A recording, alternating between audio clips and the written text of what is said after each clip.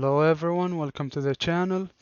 Today I'm going to talk about the Yamaha RX-V6A AV receiver. The V6A is a receiver that I have been researching about for like a year now, and I have finally made my choice and bought it, and I have been testing it for a few months now. The aim of this video is to give you my personal opinion, and I will hopefully clear your doubts in case you have ones, because I have seen a lot of complaints and a lot of bad reviews about this receiver. And from my personal experience, I haven't experienced any of these issues so far for the past few months. And I will also talk about the HDMI bug, and I will give you my solution on how I'm actually playing with the 4K 120 Hertz while still being able to enjoy the sound of this Dolby Atmos receiver.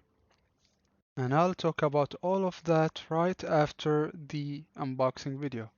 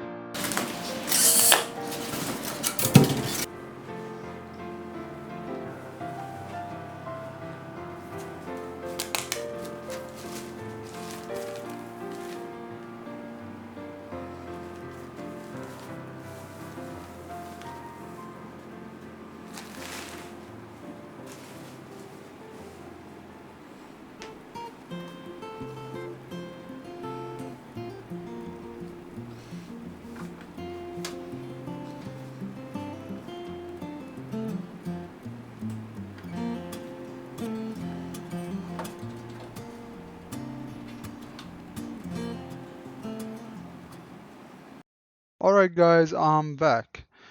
To start, I'm sure you guys are wondering if this receiver does support 4K 120 Hz on the new consoles, the PS5 and the Xbox Series X, and Yamaha gave us a big no because they announced that they have a big HDMI bug, they have a problem in their board, and there will be no future firmware update that will fix this issue. However, they did announce that they will offer free board replacement in the fall, and that is in the winter and at the end of the year 2021. Anyways, so the Yamaha V6A has 7.2 channels with a rated power of 100 watts per 2 channels driven only, which means the only way to get 100 watts you need to put 2 speakers playing only. However, that does not mean you won't get a good quality sound or a bad sound with 7 channels or 2 subwoofers. No, you would still get an amazing sound, a very powerful sound, especially if you have a small room or a mid-sized room. You will be so satisfied. I promise you that, guys. It also has Dolby Atmos support and DTS:X. It also has 7 HDMI inputs with one HDMI output that has ARC and eARC support. And in terms of the design, I really loved how Yamaha came up with a very modern high-end designer. When you look at the receiver, you feel that it's high-end. When it's not, it's a decent receiver with a reasonable price. And for someone who really doesn't care about playing with the 4K 120 Hz or watching 8K material, you'd really be satisfied with this receiver. Going on to the HDMI problem and how am I actually playing 120 Hz on my TV. It is that I have the Sony X900H TV. It has two HDMI 2.1 ports and a support of ARC and eARC. And the way I'm actually playing 120 Hz is I'm connecting my PS5 directly to the first HDMI 2.1 port, and then the second HDMI port goes to the AVR. And I also sometimes watch a Dolby Atmos movies from my PC, and the way to do that is I'm connecting my GTX graphics card, that is a 1070, to the TV directly, and then again the TV connects the second HDMI 2.1 port to the AVR, and it actually reads and shows up on the small LED screen of the AVR that I'm actually playing a Dolby Atmos movie. To be able to play the Dolby Atmos movies, you need to go to the Microsoft Store on Windows 10 and download the Dolby Access application, and that is how you will be able to pass through Dolby Atmos signals on your HDMI 2.1 cable to the TV, and then you will enjoy the sound and you don't need to overwhelm your AVR with so many connection and prevent it from doing any processing. The only processing that is happening is on the TV. It is the one that is taking the signal from the PS5 to the TV and offering you the 4K 120 Hz signal, and then it will send the signal of the sound to the AVR, and you would enjoy your setup whether it is a 5.1 or 5.2 or a 5.1.2.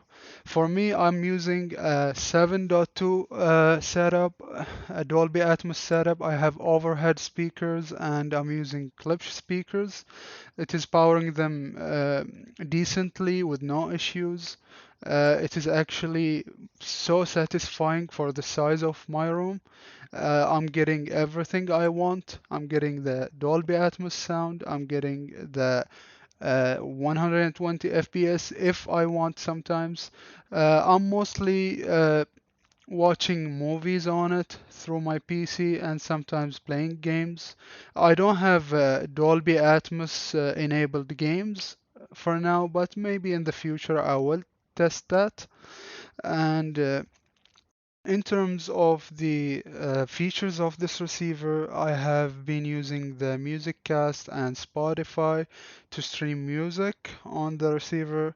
And believe me when I say it has a really high quality sound when you stream from Spotify.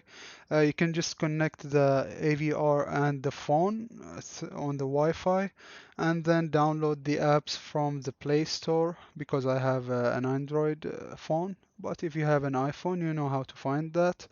And then you can also have the benefit of the equalization filters that they have built in the receiver. It really changes the sound, and it really gives you a nice experience when you're listening to something. Moreover, it also has pre-outs. However, it is not that much of a pre-out. It only has pre-outs for only the front, left, and right channels. And that's it, guys. I guess I have covered mostly everything. And if you guys have any questions or need any help with the receiver, feel free to comment below or send me a message, and I'll try my best to help you. Have a good one, guys, and I'll see you soon.